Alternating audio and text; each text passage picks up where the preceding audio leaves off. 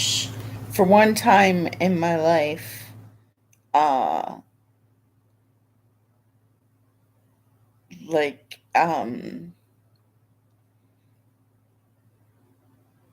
Netflix series that's advertised and everything about the Megan and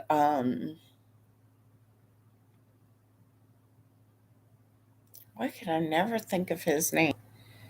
Megan and Harry and their battle with his older brother. Is it Andrew? Anyway,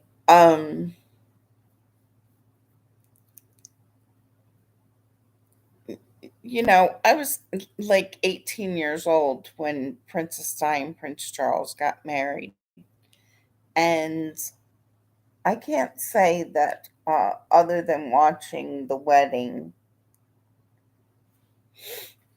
that I ever really got super entwined in that whole thing. But um,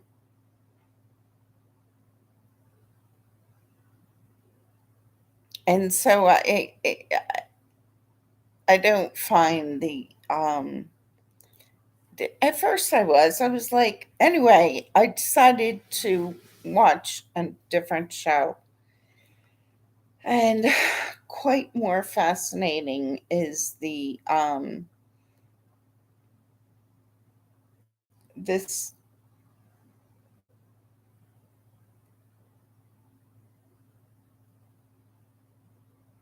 this documentary and the following of the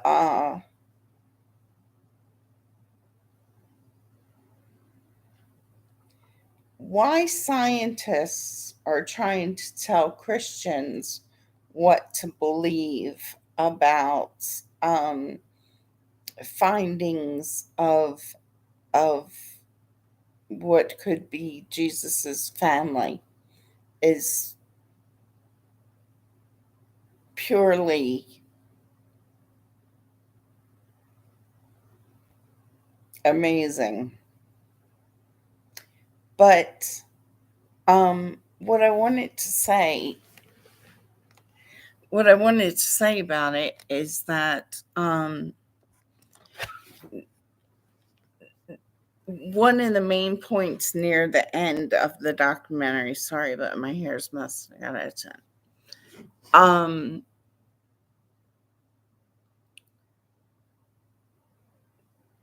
is this thing the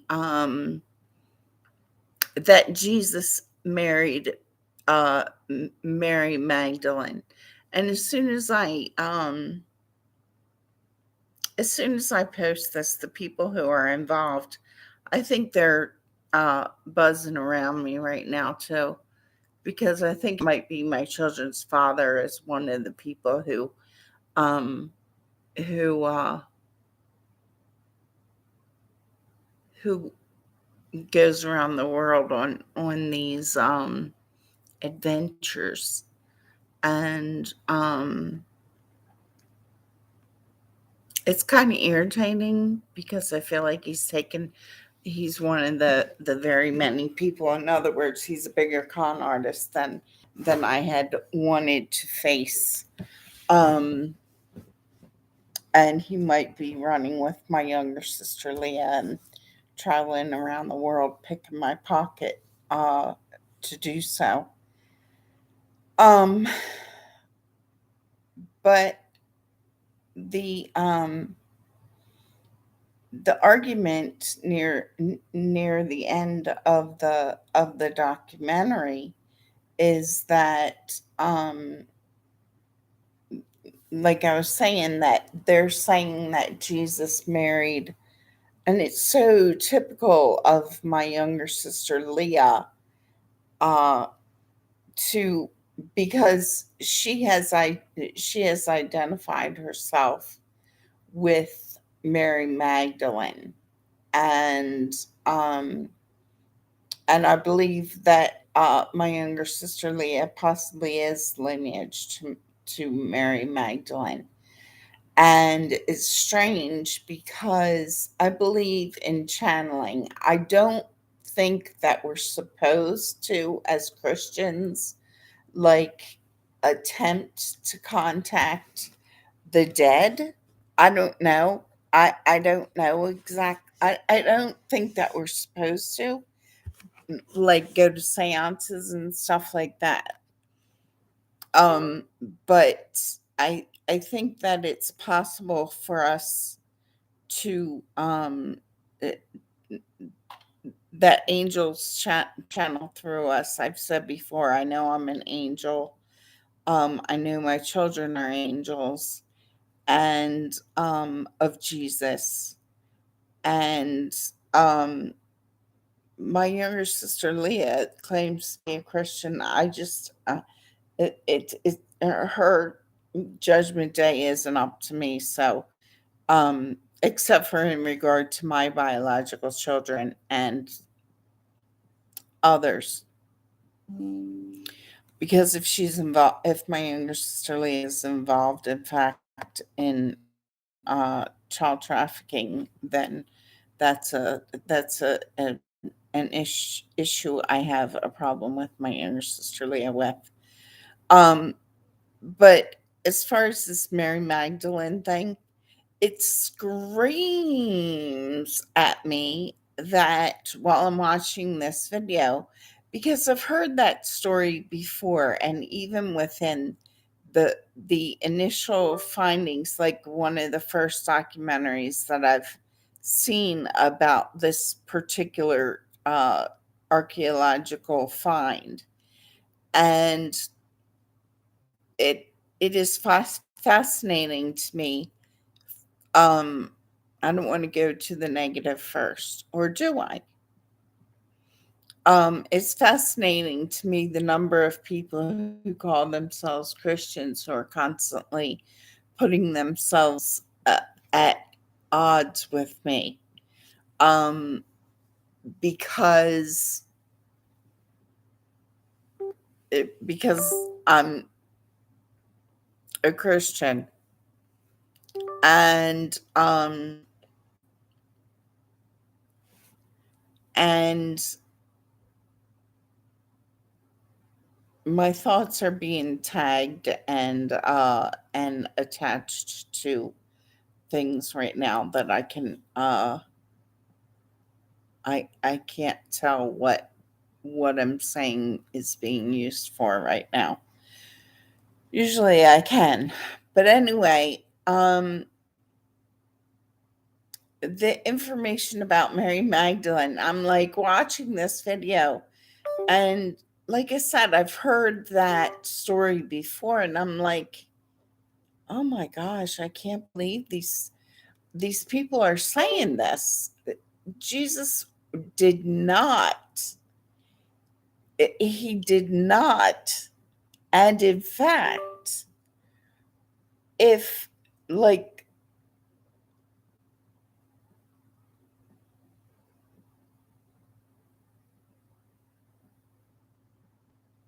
I think what it is, because one of the ossuaries that was found,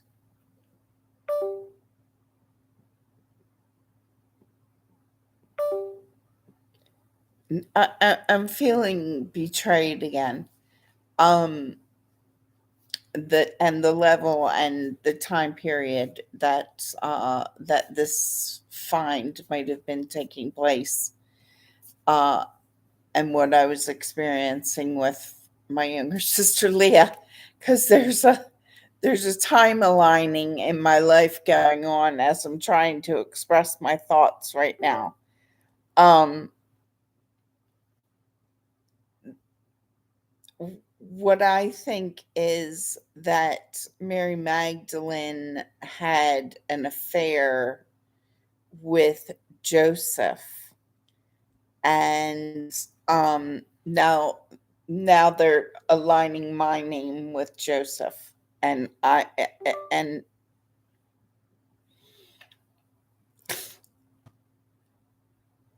because the people who are involved, I've been so betrayed by these people who are so close to me and calling themselves Christians. And even in this like huge archaeological find, they're still trying to connect me in a manner of betrayal.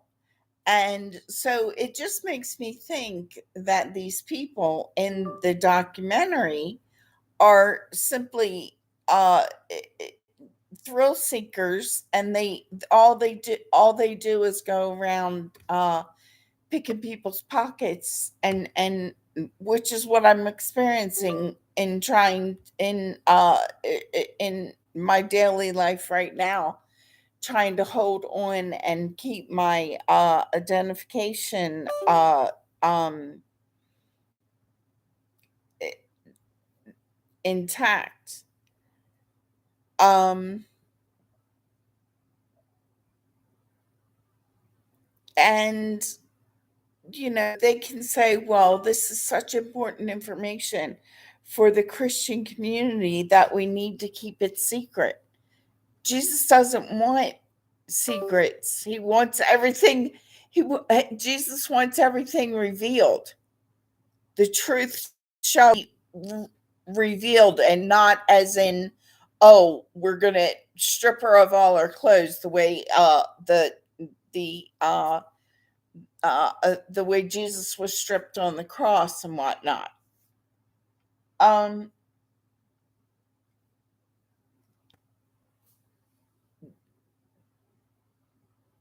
it-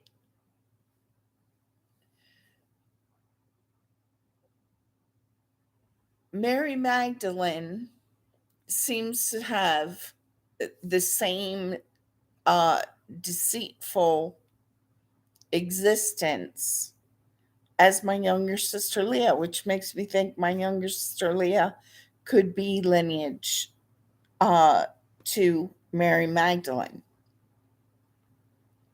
And if Mary Magdalene had an affair with Jesus or with Joseph, and they had a son, and the son was put in an ossuary labeled, um, I can't remember what his name was, this one ossuary, um, such and such son of Jesus. He is the son of Jesus because Jesus went to the cross for every sin that was ever created. And me saying the word sin, I'm not commanding, and I'm not accepting anyone's command for me to sin. And so the fact that the scientist is on the documentary saying this can't be true, blah blah blah blah blah blah, and it's like it's blaring at me the truth that uh Jesus made certain that the betrayal of Mary, his mother, was uh encased in Jesus's claim as their son being Jesus's. And so again, what an absolutely pure character that we as true Christians see Jesus as, and he represents it in this such a way, because Mary, Jesus's mother, his it is clearly Jesus's heart. Like, she is the most important woman to him. And there might have been other women or when he was a boy growing up, that he had not girlfriends as we see, as we think of girlfriend and boyfriend, but female little girls as his friend when he was a little boy. Um, but he did not marry Mary Magdalene and have a sexual relationship which produced a child. Jesus went to the cross fully pure.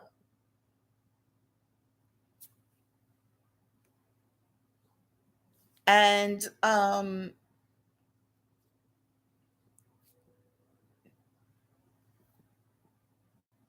for him to have made certain that a son produced, conceived by Mary Magdalene and Joseph, that would be a representation of a betrayal of Jesus's mother, Mary. Um, and I think of Jesus himself, not because of a romantic relationship between Jesus and Mary Magdalene. Jesus didn't have those kind of things. He had a very pure, and the only um would be to his mother. It would be his only real true, like, uh, above all his other relationships. And even as I'm saying that, I'm just,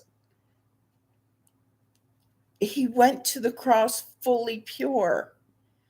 And these people who are calling themselves Christians and saying that he married Mary Magdalene and all this other stuff, I'm like, they better get it straight, because I feel like these people who are going on these digs and stuff like that,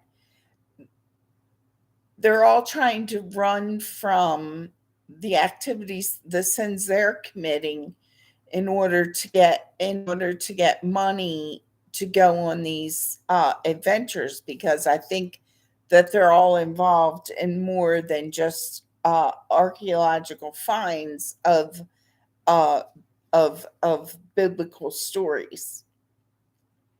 Um,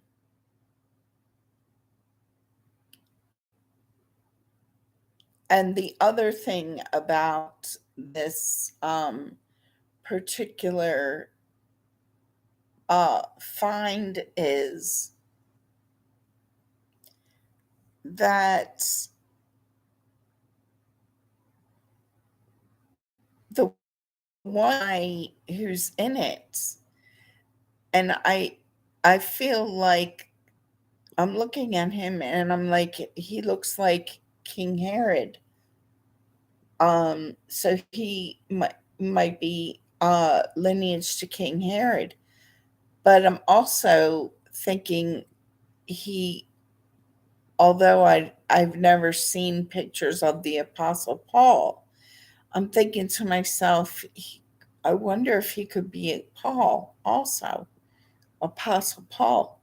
I wonder if Apostle Paul was reborn from King Herod,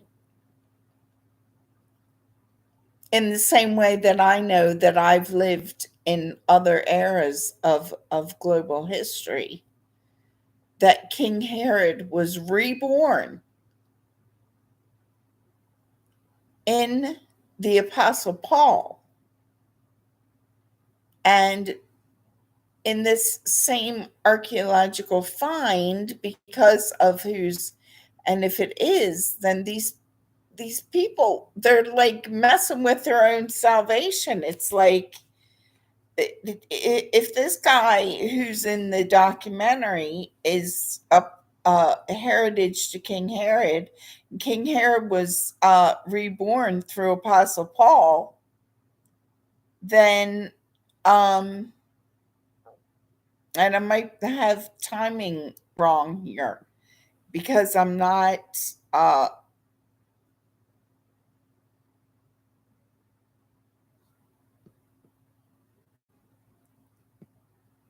should wait in saying that because I should look up and see what I can find about the timing of uh,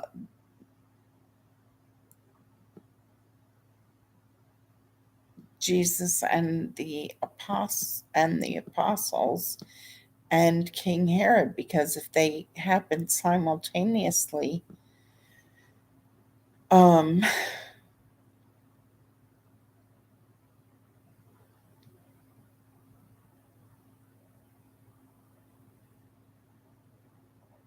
but still to realize that that even King Herod, Jesus went to the cross for King Herod also.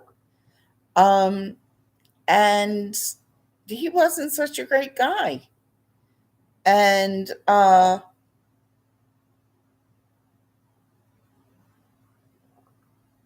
really have to look up and see the timing, as in chronology of the happenings of King Herod and Jesus. But then the third really important thing that was screaming at me as I was watching the documentary is connected to the pyramid and the fact that I can't find a picture of the Giza pyramid with that shows the corner, because they started connecting the cornerstones of buildings, and the masons, they can't stand for an outsider such as myself. They don't want their secrets revealed. uh, but I started connecting this crumbled cornerstone of the Giza pyramid to the cornerstones of, and maybe it's something that the Masons never considered. They just, I, I don't know why the Masons would have or take issue with me connecting the dots. Um, So anymore, that used to be one of the most popular like photos that was shown about about the when the pyramids were shown. It was like, oh gosh, but it was never talked about. Like it was never, no one mentioned any significance to the um like the crumbling of the corner of the Giza pyramid. And now I can't even hardly find, maybe somebody else can, um because information is definitely um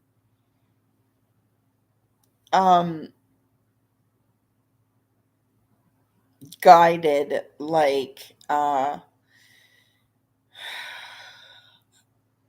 I can't explain it, but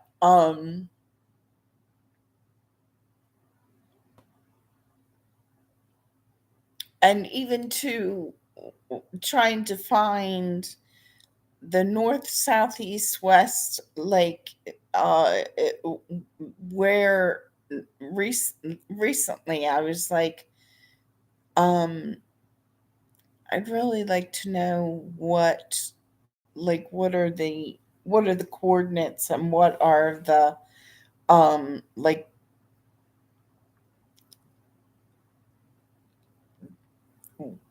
where is it the northeast corner of the pyramid? Is it the southeast corner of the pyramid? Is it the southwest corner of the pyramid? Like that. And that's very simple information, and I can't find it. It's not being made available to me because um I think I have already accessed so much truth that profiteers don't uh, they don't want the mystery resolved for several reasons, because some people are atheists and they don't want anybody to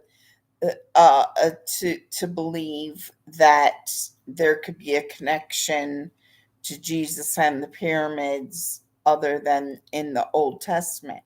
But when I realized myself that Jesus went to the cross through the beginning of time, before his time, before he was born, he went to the cross for every sin committed by any human being on the face of the planet, even the cavemen.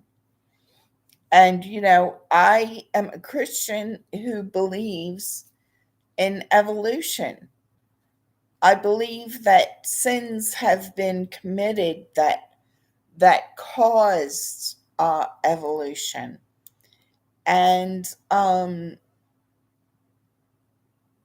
so evolution is kind of a tricky kind of thing.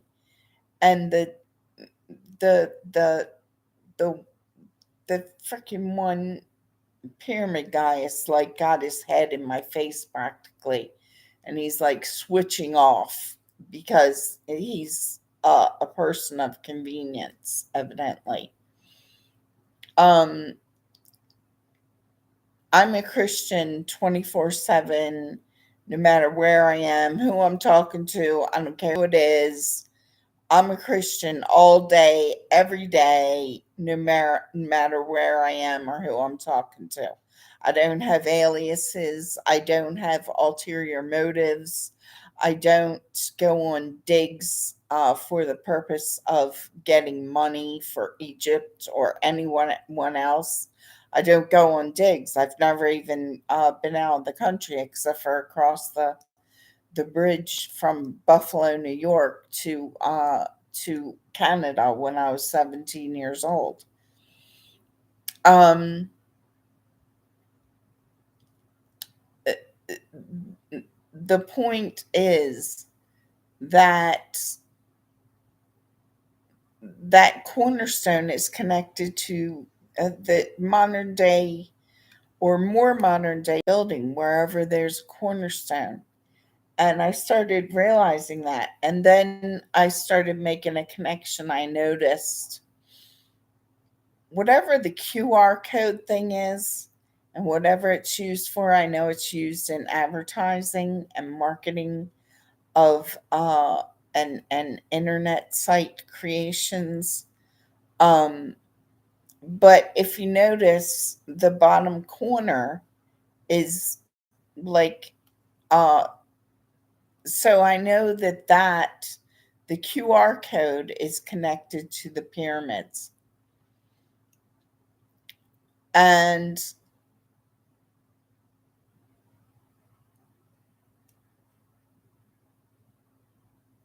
I know that I'm one of the first people who actually ever like realized that outside of whoever originally came up with the idea. In other words, as a novice, not a novelist, but as just, I mean, I didn't even have a computer. I hardly had a phone. Um, during the years I was homeless, starting since 2005, and I've talked about it many times, that I only had a flip phone. As soon as no sooner did I get a phone than somebody was stealing it from me. And so since 2005, I personally have hardly had a phone. And recently, I finally got a phone that I could hold on to. Um, and this is the longest time period that I've had a phone consistently. And that's like since March of 2021. I've had a phone for almost 2 consecutive years. Um, since 2005. Otherwise, I between the years 2005 and 2021, I have had a phone maybe I'm going to say an accumulative 36 months. And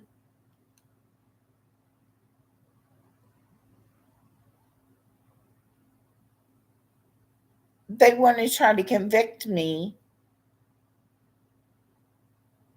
because they don't want the information to be seen. They just want to be able to profit from this great mystery that we call Jesus, and that the mystery of the pyramids and everything. And that's immoral, and it's unethical. And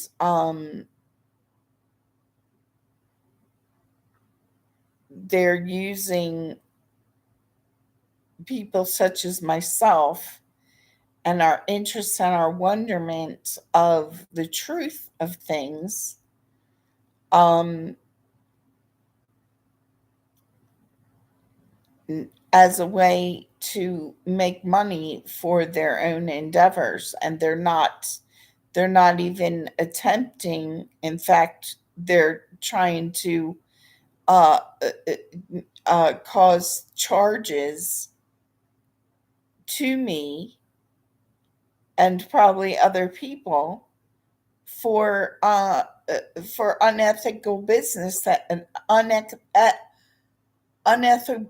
unethical business practices, because it's unethical to keep people in the line with when they know the truth is blaring at them in their faces, just like it is at me, in regard to the pyramids being part of the earth. They weren't built with human hands, they were formed from the earth. And the Giza pyramid itself, I think, might be the original formation, as in carbon particle, that evolved into what is called the earth. And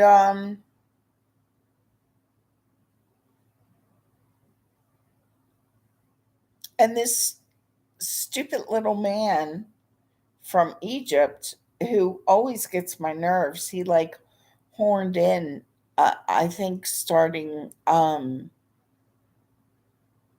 maybe a decade ago, because before that, the archaeological finds and everything were conducted, and then it was like suddenly it, they used to be conducted by different people, and you would see different people's point of view. And then he came in, and like and it's like he's got to have say over everything, and he's not allowing the truth to come to light. um and I can see his face like plain as day right now. um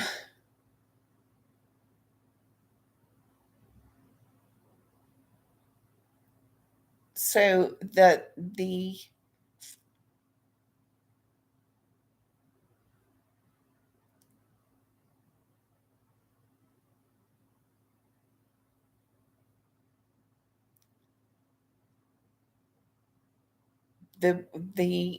the ossuary in this one find has an a chevron over top, like the main um the ossuary that was being said that Jesus's bones were found in. And then there's a circle just under, but the the sides of the chevron are like curved. I had a stone that was part of a bigger stone, um, that when I threw the stone, I threw the rock. And there's a whole story behind my rock that I had found. And the first piece that broke off was like an ocular shape. If you turn ends, and if you turn it front forward, it was like an oval. And I took that back like a few days after it broke off. I threw it to see if the rock would break because I could hear somebody say, "Cut it." And it sounded like my children's father's voice, who I was still trusting at the time. And that's the piece that broke off. And I took that piece, and it was about this big, and I took it back to the big, huge slate rock near, or a slate rock that I had written a note to a friend named Trey Henderson, who I had recently found or heard had passed away. And he was here in Denver, and at the time um, of where I found the rock, I was in Maryland, and I had just got word that Trey Henderson um, had passed away, and I was really sad. And that particular day, there was and the road where I was traveling and taking a walk that day, it is an is a significant place in my life from my youth. And the rock was a big huge slate rock.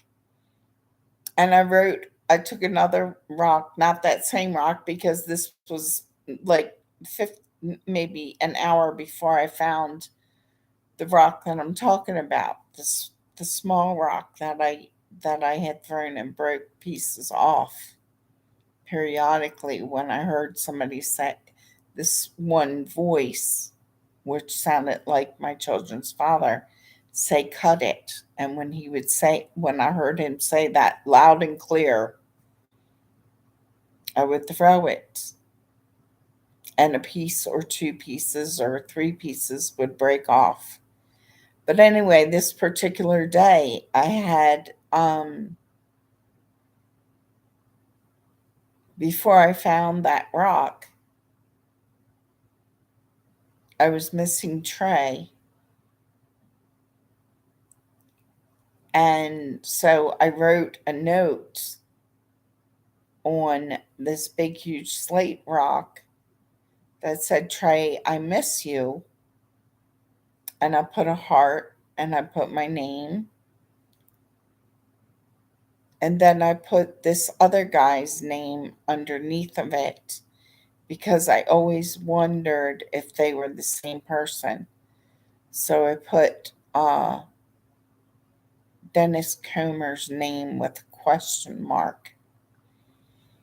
But I didn't know Dennis Comer the way that I knew Trey Henderson.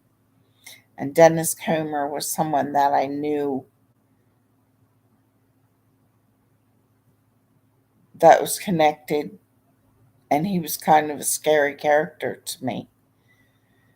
Um,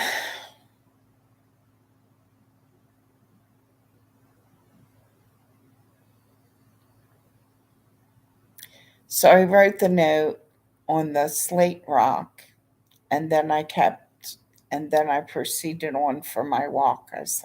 I sat there for a few more minutes and sort of mourned uh, Trey's passing, and then continued on with my walk on this significant back road from my youth. And I got to Singer Road, and I turned a right. I was on my way to the public library, and Trey used to collect rocks, and he would make jewelry. And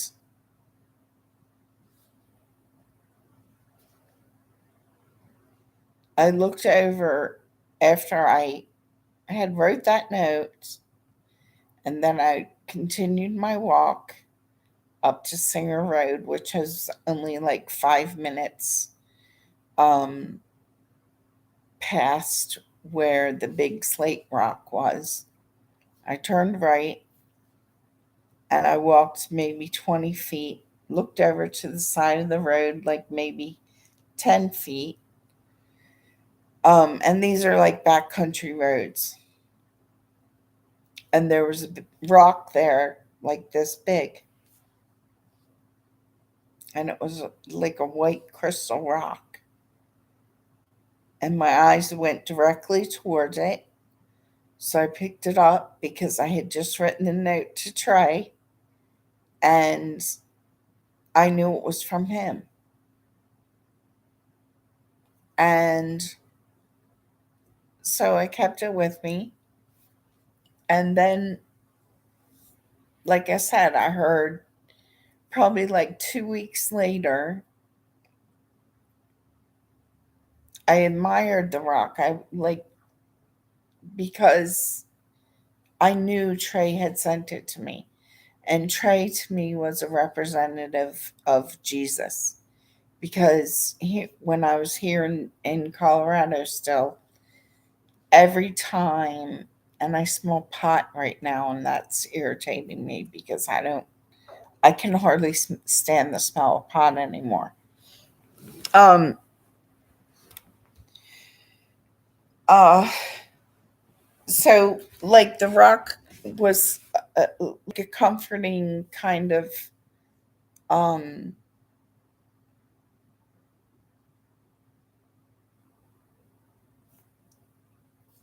gift that, and what I start to say is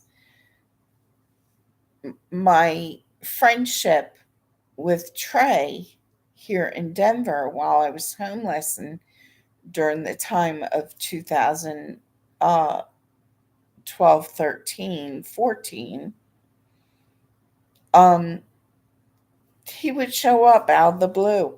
I didn't have a phone for him to contact me. I know he seemed to always have, or the first time I ever met him, he had a laptop computer, and then the next time that I met up with him, and when I say met up, it happenstance.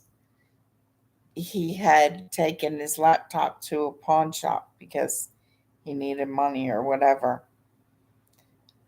So my point is, I didn't have a phone. He didn't have a phone. But whenever I was at my saddest or my loneliest, it was like there he would show up, not as like a pursuant. Like, I didn't, not like he was stalking me or something. Not like the guy that I lived with in Denver or stayed with on and off for a year and a half. Um, but like And so he was like a representative as far as a friendship, like of my Lord and Savior Jesus. Like Jesus sent Trey to me when I was at my lowest, because lowest as in loneliest. And so when I found this rock, and like I said, Trey collected rocks, and I found that fascinating. And he made jewelry. Um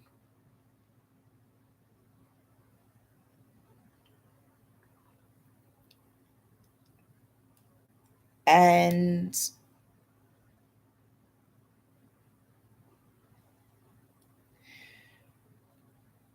so when I heard Petra say, um and again, this is like, I'm hearing him from wherever he was, because I don't know where Petrus was at the time, and I was still trusting that that he was innocent of me and our children.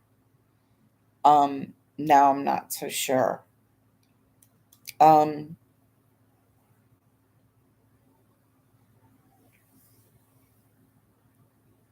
but he, when I heard him say, "Cut it," I threw the rock, and the piece that broke off, like I was saying, and this is bothering me because again, I'm talking about Jesus, and the the ironically, the three mirrors I have, I on my front door right here, if you can, that's my front door. And there are three mirrors. Those three squares right there are three mirrors that I had put there. There's actually supposed to be four, but one fell off, and I haven't gotten up to the dollar store, so it's been like that for and that's one of the first like decorating things that I when I first moved in June of 2021. um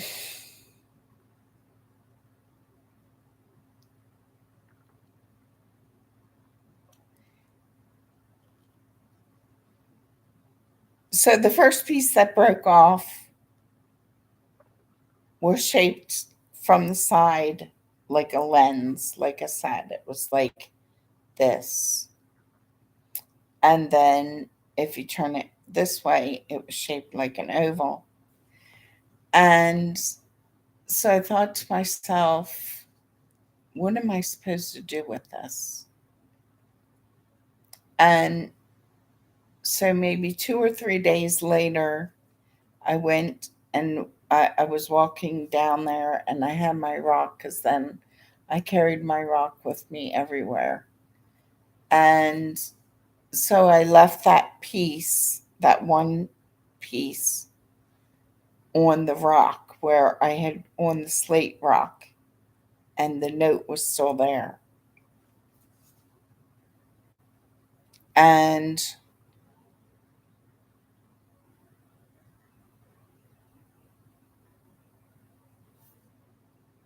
I proceeded on. And then like 2 days after that, I was watching television. I was at a shelter. I was staying at a shelter at the time. And there was a football game on. I can't stand football, and but I was walking through, and at the end of the football game, which was just as I was walking through, the story that was on was one, I can't remember what two teams were playing, but it was near the end of the season, if it wasn't like one of the playoff games or something. And then one of after the game was over, and they're all shaking hands and whatever it is that they do, um one of the players went to the stands and got his girlfriend and proposed to her and presented her with a ring.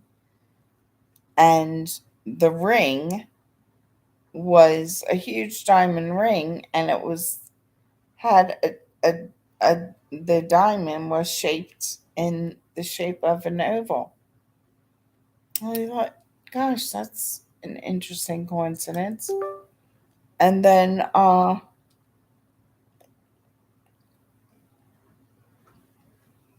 and so I just continued and I held on to my rock. And then,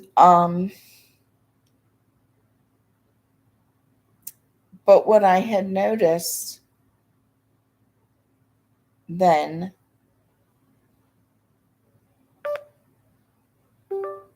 I can't remember if I heard him say it again. I only threw the rock and broke the pieces when I heard Petrus saying it. It wasn't,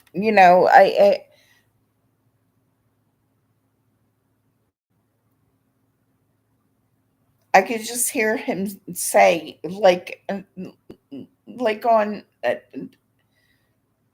coming through like miraculously. Like I could hear Petrus's voice, and he would say, "Cut it," and that's when I would throw this rock. I don't even know what made me think to respond in that way the first time that I heard him say it, because I hadn't heard him say it before that. And before finding the rock. And so I heard him say it again, and then another piece. I'm trying to remember specifically. Um, anyway, either after the first time I threw the rock and the first piece broke off, or after the second time I threw the rock, I looked at the rock and it was the shape of Africa.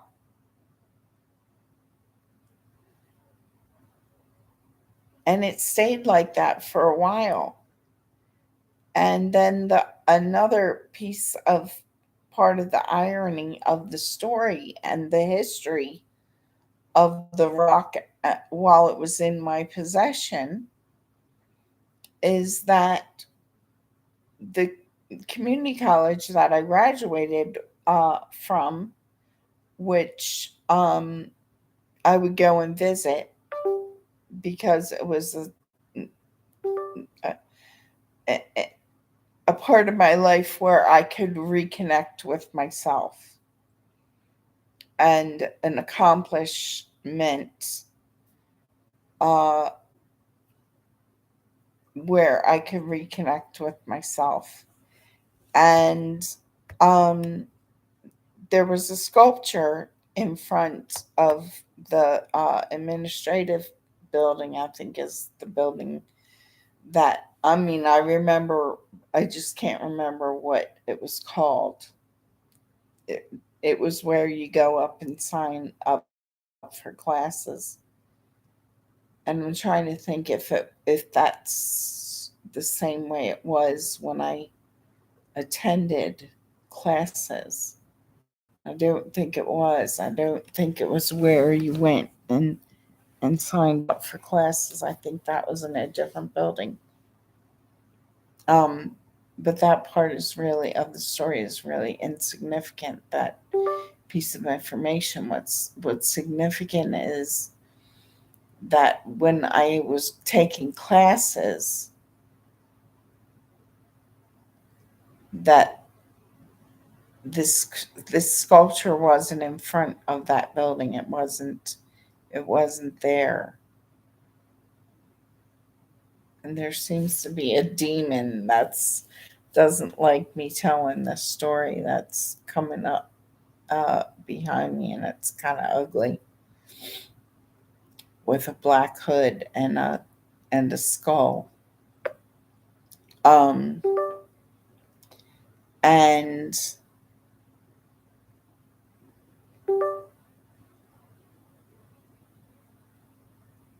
the the sculpture was like of this, it was metallic, and it was also, I noticed that it was a similar shape to my rock. And but within it, it also had, because it had cutouts in the sculpture, and it looked like also the W, it looked like a W and a B. And um and it revolved like on it slowly.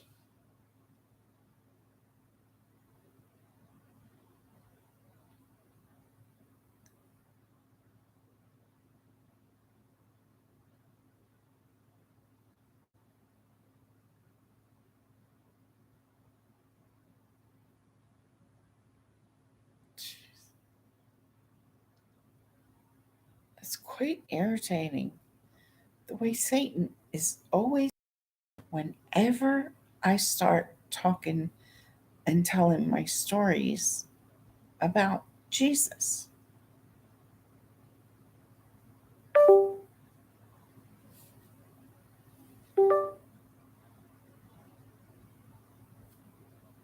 Um,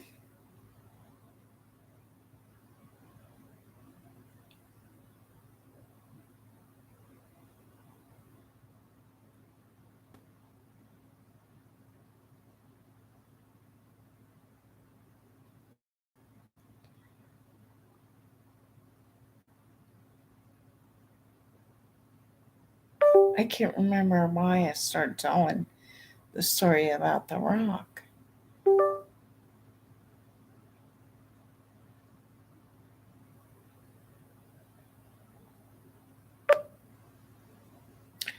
Oh, yeah. So eventually, one of the times that I threw the rock, like a triangular piece broke off. And so, like, I swept up the um the smaller pieces because it was like, um it didn't cut clean, like just the piece. Like there would be like dust particles, like like sand. Um and so I swept that up, and I put that in to uh a plastic jar, and that's where I kept the pieces of the rock, of my rock. I kept it in a an ice cream jar, which was plastic. It wasn't glass. And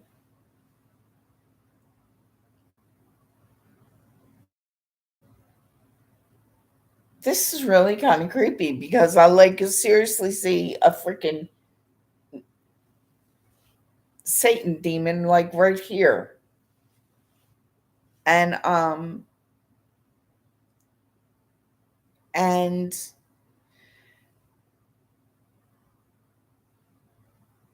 the triangular piece I put in another jar, and like the sand pieces, and I would like roll them around the way a rock tumbler worked. My older sister Sandy, when we were children, got a rock tumbler for Christmas, and I was not envious of like what we got for Christmas when I was young, when I was a child growing up, because I would usually, when I made my list, I would make a big, huge list, and then Charlotte would laugh at me because we were poor, and she'd say, "Well, Dawn, you might need to, need to shorten your list a little bit." And so I would, and I would shorten it significantly, and and and and I would usually get what I wanted on my list because I would shorten it enough that um so it wasn't usually like envious. There was no reason for me to be, because I got what I wanted and or asked for. And but my older sister Sandy got a rock tumbler, and I was slightly envious of the rock tumbler. And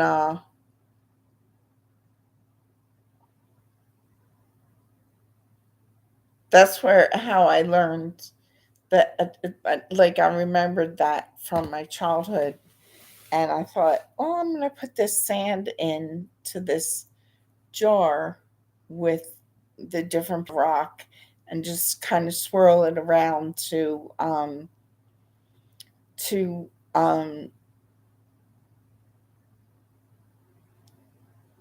polish the sides of the pieces that that broke off when I would throw it.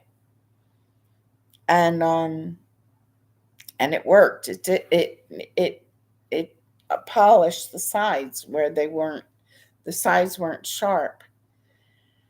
But the triangular piece was almost like perfectly triangular, three equal sides, but the sides were curved. And so when I was watching the documentary, and I'm thinking to myself, and even before I watched this particular documentary, I started to connect it to the corner of because I could almost superimpose the triangular piece that broke off. I could almost superimpose it, like on the television screen, or on, on my computer screen, when I would pull up one of the pictures of the Giza pyramid that showed the corner of the Giza pyramid crumbled.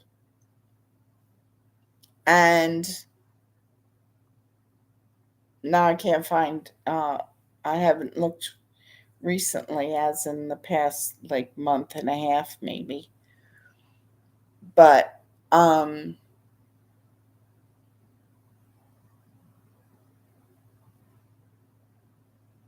but I think it's connected to the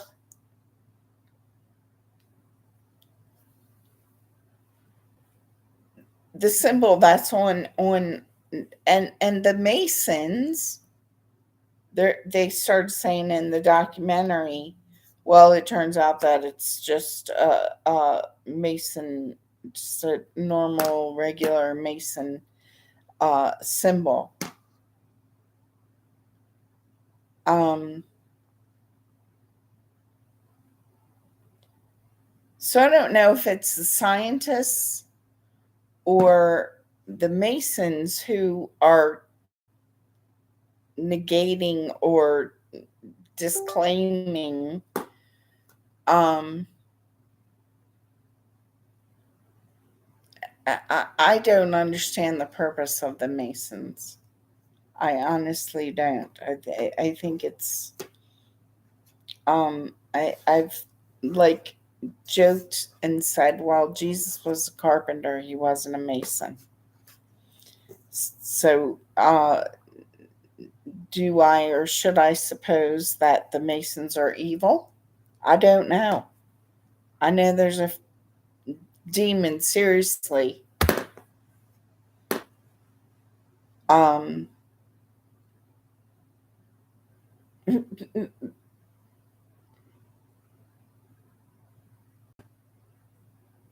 Satan always thinks he's got me. He don't. I've experienced some really scary stuff, believe me, supernatural stuff. And um,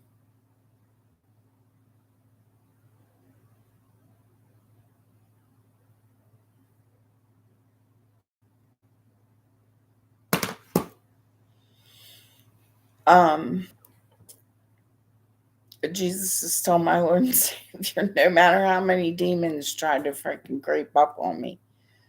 Uh,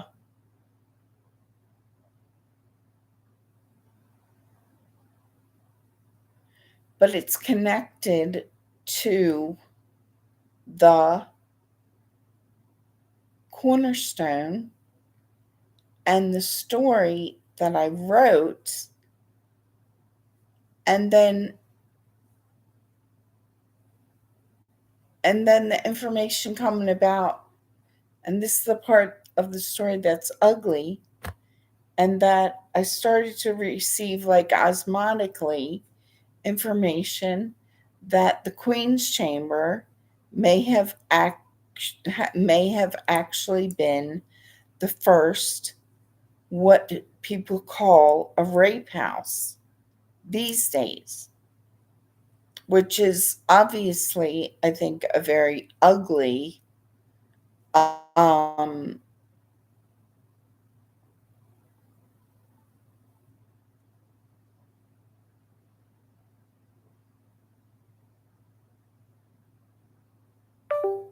thing. That one of my purposes is to locate those types of places and shut them down. Um, so it's coming together as like connected information, and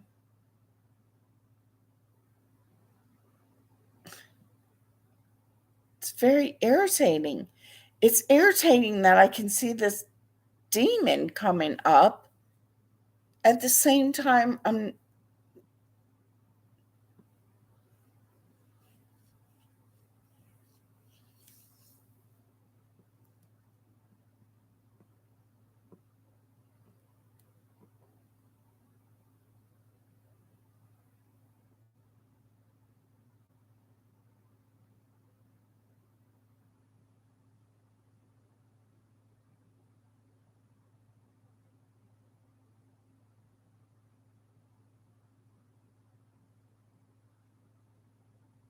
I don't want to put anyone else in danger, so I'm going to stop uh, with my story, and I'm going to pray, and I'm going to say, uh, Lord Jesus, protect whoever might be in one of these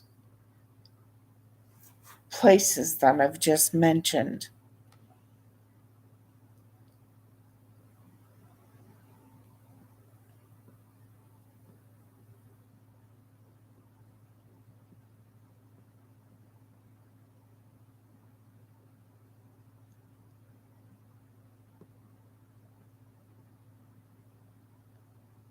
I'm trying to listen because I can hear somebody screaming.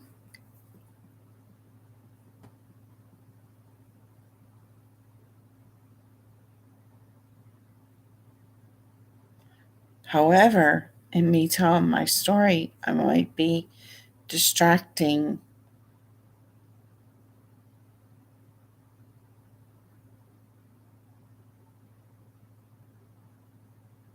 and interfering,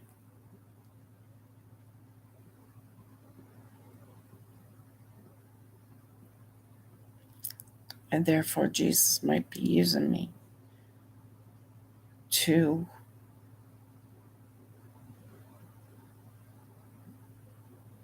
metaphysically protect someone from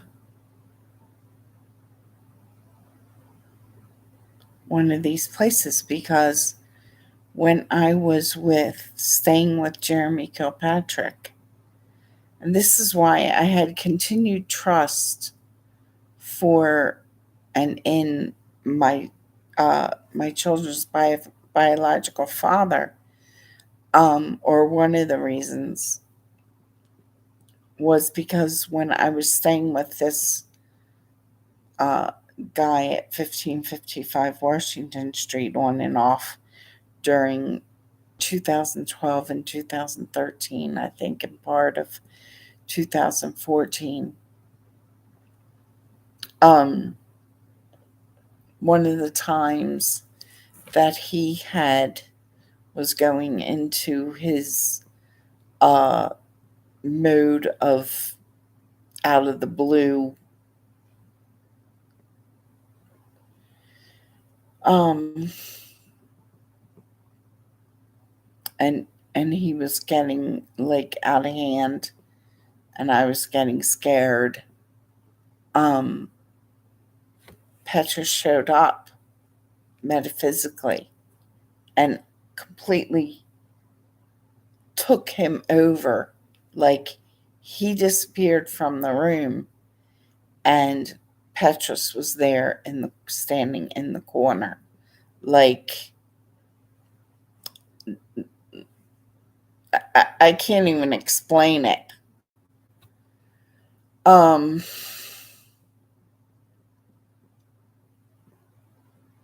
like an angel. And possibly that's how Jesus is using me right now. And that's why that demon is showing up. um, so I should continue to tell my story then. Um, so the fact that my rock at some point was in the shape of Africa, um, was fascinating to me because Petrus lived in South Africa, and somebody just reached their hand across. Uh, the demon just reached his hand across to try to shut me up. Oh my gosh. Um,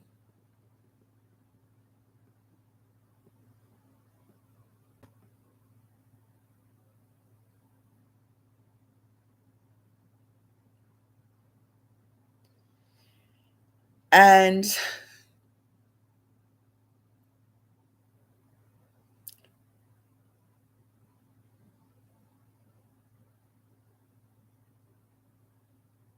so the information is all it's all connected. And so the significance of the shape of the cornerstone, of the crumbling of the the Giza pyramid, and the fact that I could superimpose, like if I held my the triangular, uh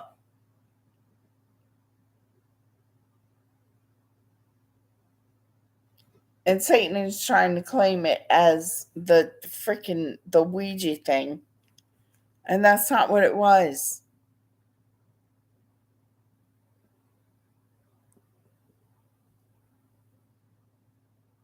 It is amazing how Satan tries to claim what I have experienced and interpreted as Jesus's.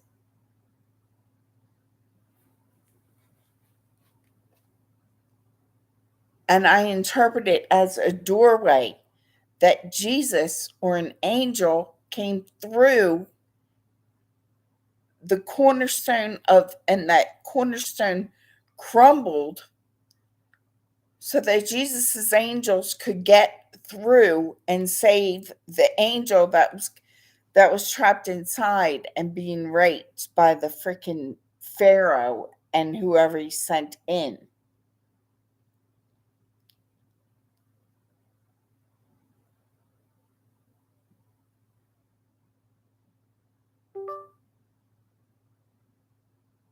And even within that, maybe I should have a light on this side so there can't be a shadow, because I don't want um there to be a shadow on the how I am interpreting what I have experienced.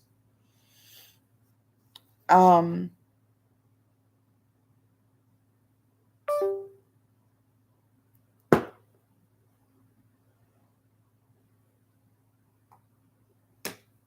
and so in that one ossuary where one person is saying that Jesus's bones were found in that ossuary,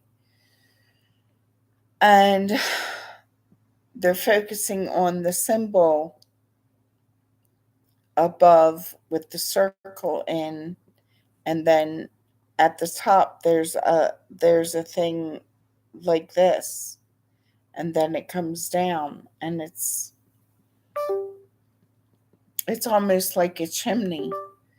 But if you interpret it as, you can it can very easily be interpreted as a chimney on a roof, but it can also be interpreted, and there's still a good way, and that would be um because Satan is like in my ear, like to show him right here, like trying to freaking claim what I'm claiming for Jesus, trying to convince me and get away from me, because you're not going to convince me of something different than what Jesus has shown me. Um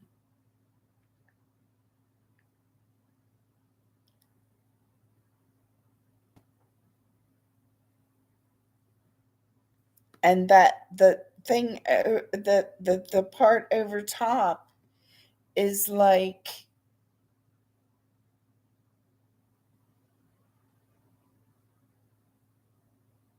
the entrance into from the front of the crumbling, where the corner of the Giza pyramid is or was crumbled. I don't know if, because I know the Masons and different secret societies change things so that they can keep a mystery going for the purpose of money. And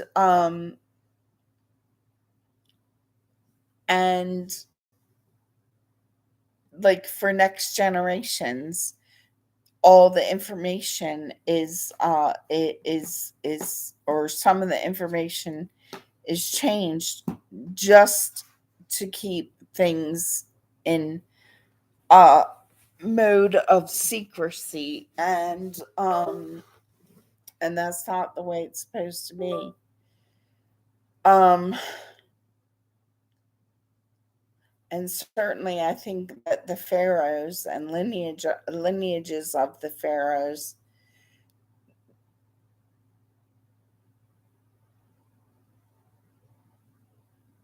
they don't, my view as a Christian doesn't, they don't, my view as a Christian doesn't want to be, uh my view as a Christian isn't a popular one in regard to the pharaohs and their lineages who are living in existence today, which I think I've met a few, three, and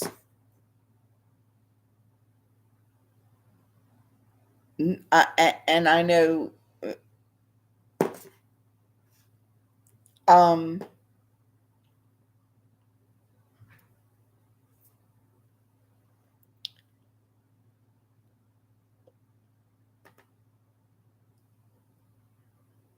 actually four, but two, I think, are lineage of the same pharaoh, because two of these guys that I know are lineage uh, to one of the pharaohs. They look like they could be twins to me, twin uh, brothers. So I think, in other words, I think I've met four men who are representatives of lineage of three different pharaohs. And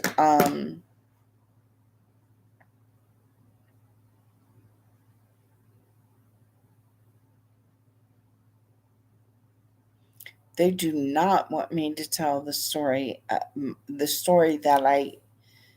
I thought was a story like that I was making up, but I posted it on my Facebook page, and the story that I thought that I have written uh as like a little story,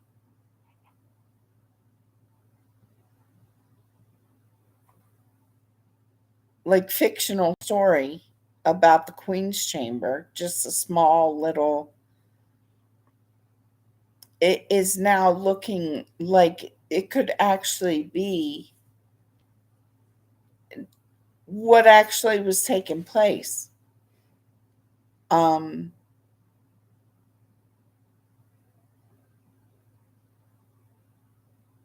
and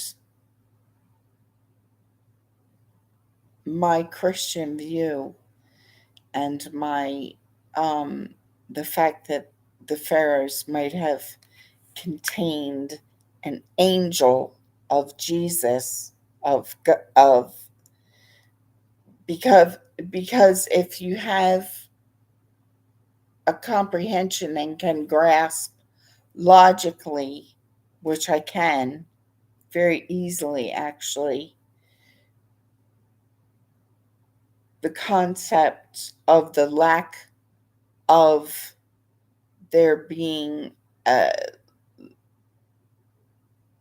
time restraints, like, and that time travel is real, um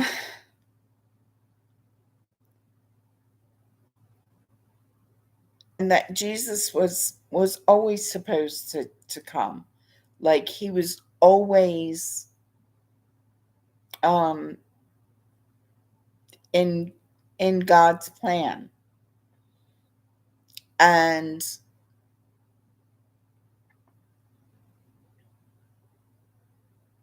God always had angels, and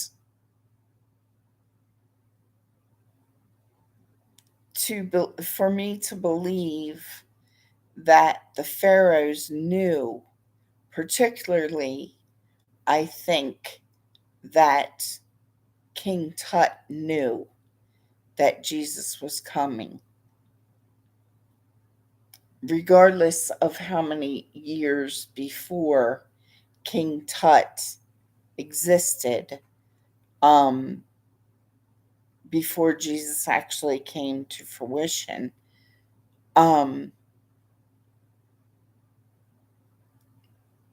there was a realization that I had at some point in time that King Tut knew that Jesus was going to be coming. Um,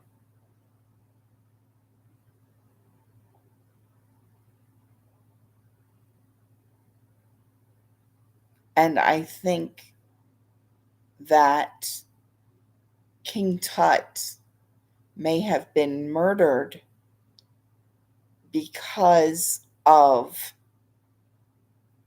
his knowing. Like maybe he talked about it, and he talked about it to his father, Akhenaten. Um,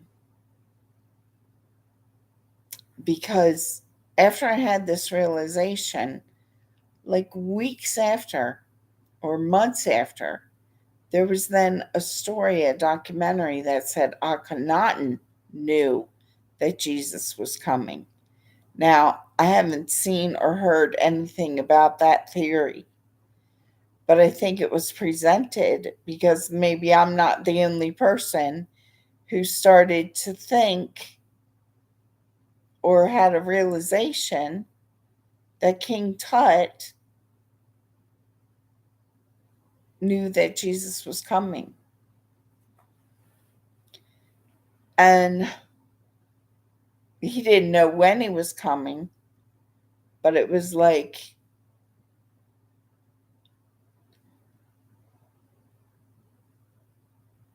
and so I think that King Tut was actually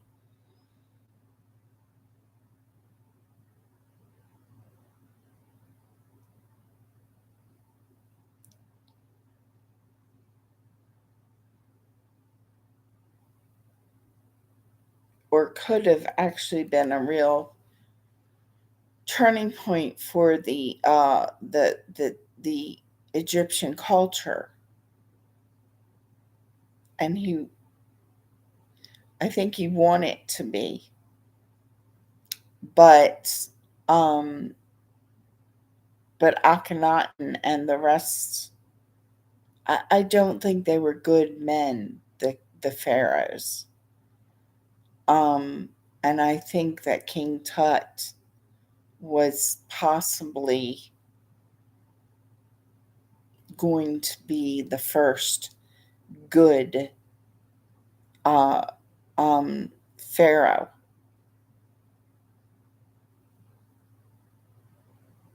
This is my theory based on uh, what Jesus has shown me and different things that are connecting. And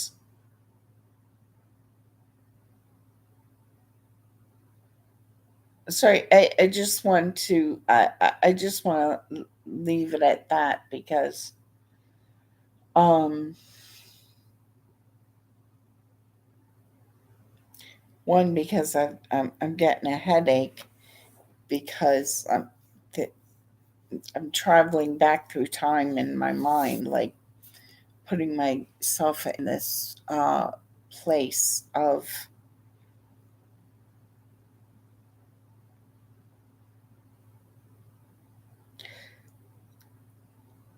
I'm getting intellectually tired.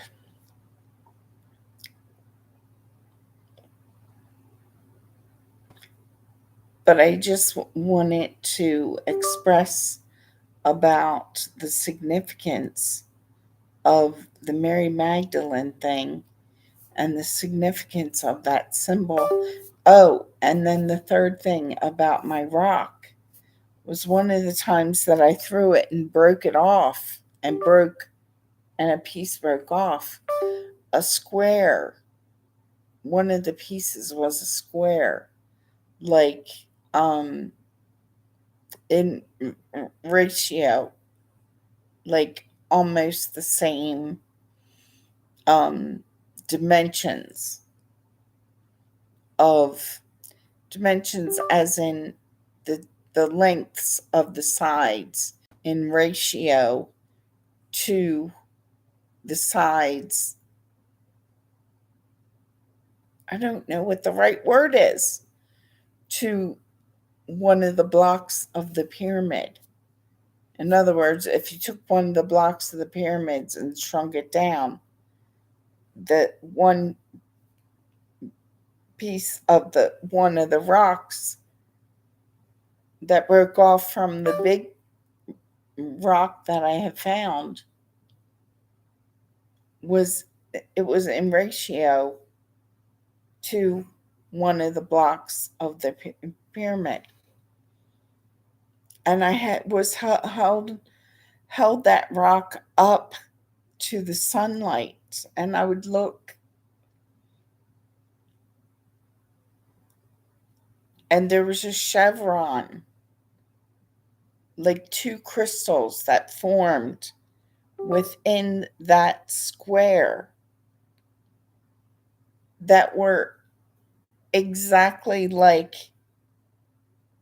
the formation and the angle of the two rocks above the doorway, which I think is almost the entrance to the Queen's Chamber. Um, and I don't know if that I don't know if they show photos of that anymore.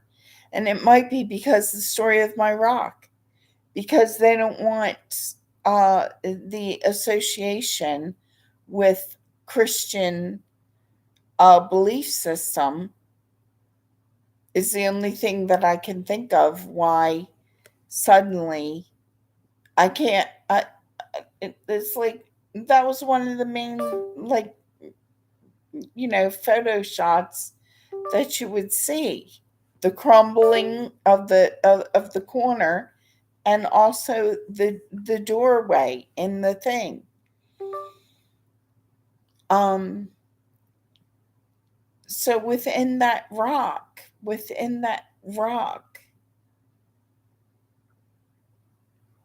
there were two crystals that formed the same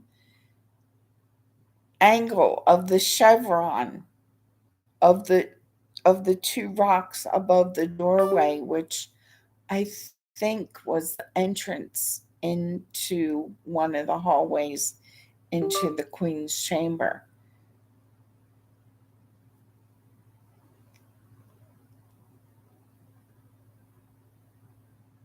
So my rock was very significant.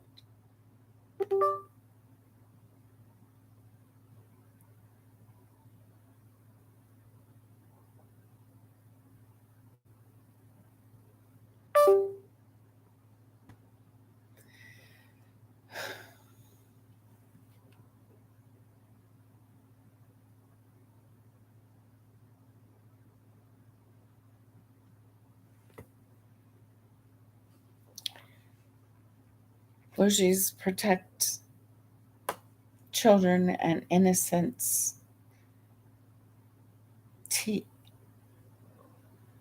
INNOCENSE and INNOCENTS from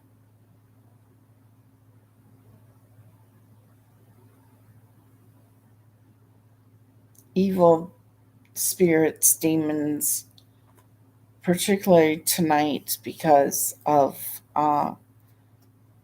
the stories I am telling, the true stories, and because of the theories that I have formed based on my own experiences, and how Satan does not like for me to tell my stories.